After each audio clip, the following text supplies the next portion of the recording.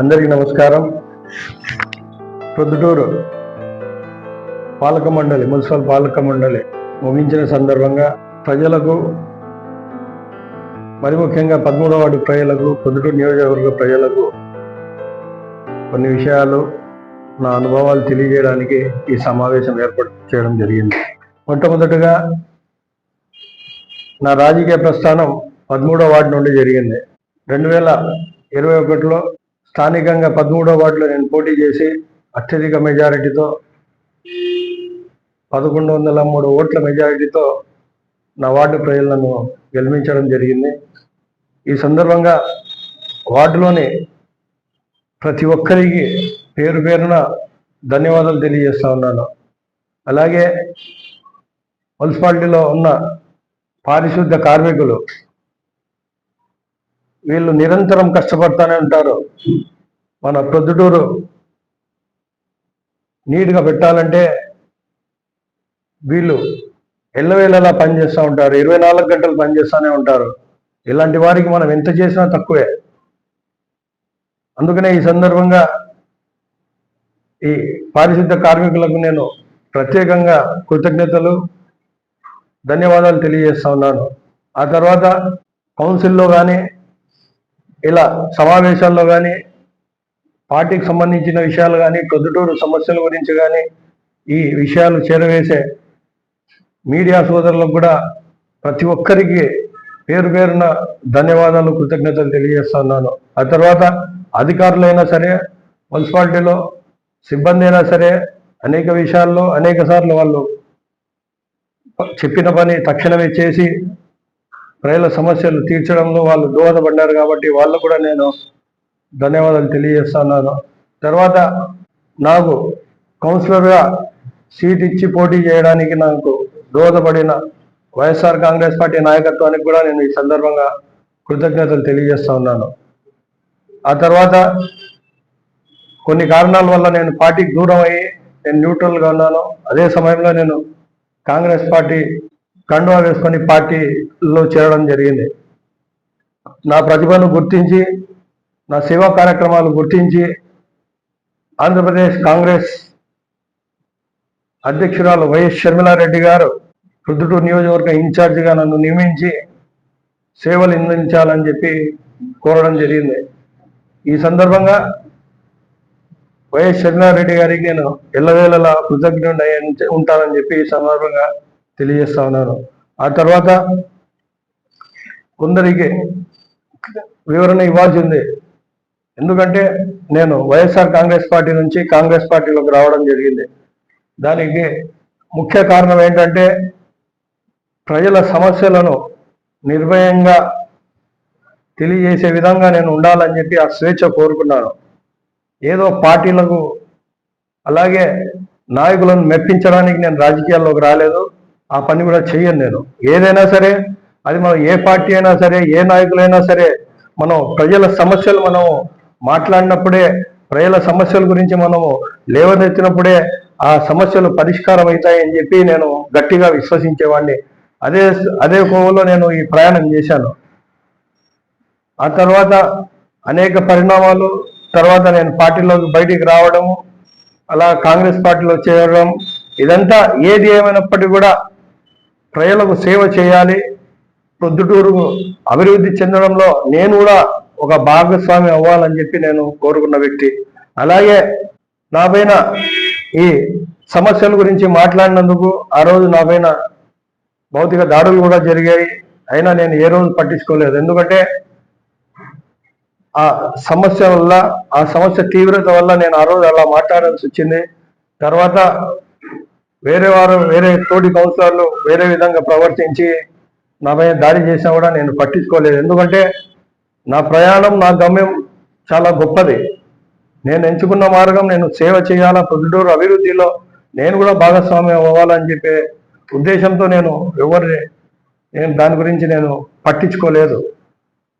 అదేవిధంగా ఏదేమైనప్పటికీ కూడా ప్రొద్దుటూరు ప్రజలకు, ప్రొద్దుటూరు అభివృద్ధి చెందాలనే ఉద్దేశంతో నేను పనిచేసా తప్పనిచ్చి ఎక్కడ కానీ వ్యక్తిగత దూషణలు కానీ, వ్యక్తిగత రాజకీయ వైద్యం కానీ ఇలాంటివి నేను ఎప్పుడు చేయలేదు.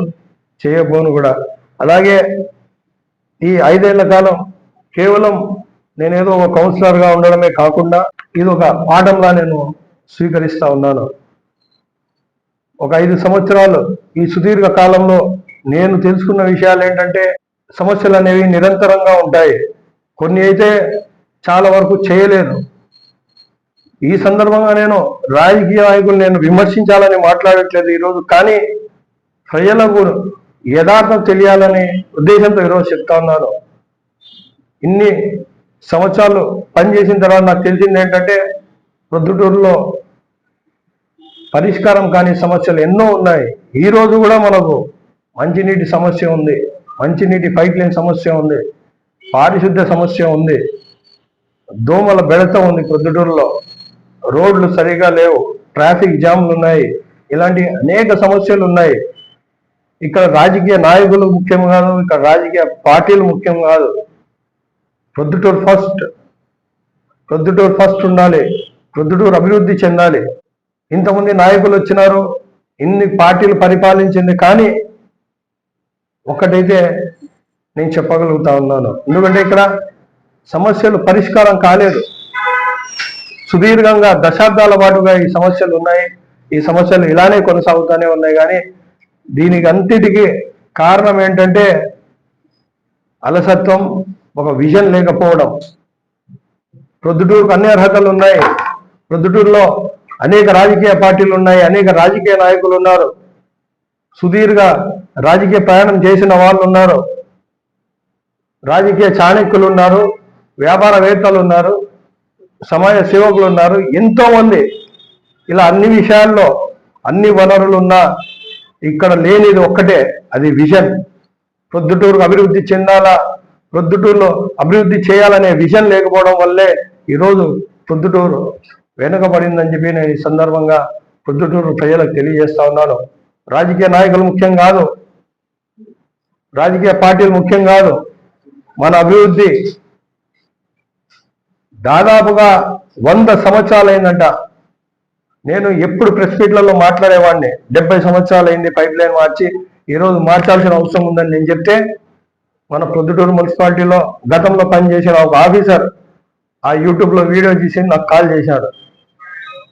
నువ్వు 70 సంవత్సరాలు అంటున్నావు, ఇది 70 సంవత్సరాలు కాదు, 100 సంవత్సరాలు అయింది ప్రొద్దుటూరులో పైప్ లైన్ వేసి, ఇది చాలా అవసరం అని చెప్పి ఆయన తెలియజేయడం జరిగింది.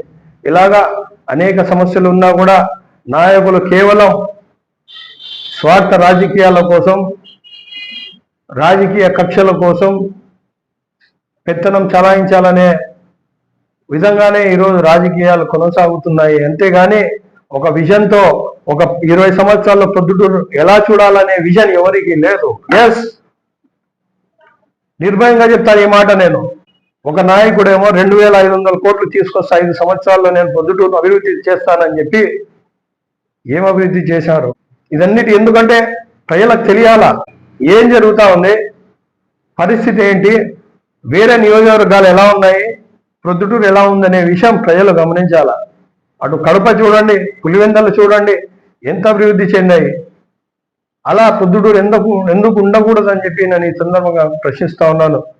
అలాగే ఈ 5 ఏళ్ల కాలం కౌన్సిలర్గా నేను అందరికీ నేను సేవ చేశానని చెప్పి నేను గట్టిగా నమ్ముతున్నాను, విశ్వసిస్తా ఉన్నాను. ఒకవేళ ఎవరికి పనన్నా నేను చేయకుండా ఉంటే అది నా అంత శక్తి లేకపోవడం వల్ల, లేకుంటే అధికారుల నిర్లక్ష్యం వల్ల, వాళ్ళ అలసత్వం వల్లనో చేయలేకపోయి ఉండొచ్చు.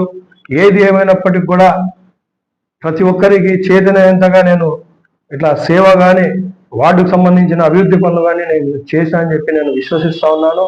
ఎవరికైనా నేను సకాలంలో స్పందించకుండా ఏదన్నా నేను ఈ పని చేయకుండా ఉంటే నేను ఈ సందర్భంగా మిమ్మల్ని నన్ను క్షమించండి అని చెప్పి నేను కోరుతా ఉన్నాను. అదేవిధంగా నా ప్రయాణం ఈరోజు ఒక కౌన్సిలర్గా 5 సంవత్సర కాలం పూర్తయినా కూడా నాకు అంతకంటే ఒక పెద్ద హోదా ఉంది. ఈరోజు కాంగ్రెస్ పార్టీ ఇన్ఛార్జ్. రాబో రోజుల్లో కేవలం ఒక వార్డుకే కాకుండా 41 వార్డులు కానీ, అలాగే ప్రొద్దుటూరు మండలం, రాజుపాలెం మండలం కూడా పర్యటిస్తాం. అక్కడ ఉన్న సమస్యలను కూడా తెలుసుకొని రాబో రోజుల్లో ప్రొద్దుటూరు నియోజకవర్గాన్ని అభివృద్ధి పదంలో నడిపించడానికి సాయశక్తులా నేను ప్రయత్నం చేస్తానని చెప్పి ప్రొద్దుటూరు ప్రజలకు తెలియజేస్తా ఉన్నాను. చిట్ట చివరిగా ఈ కౌన్సిల్ సభలో ప్రొద్దుటూరు మున్సిపాలిటీ కౌన్సిల్లో నేను కౌన్సిలర్గా వెళ్ళకపోవచ్చు, కానీ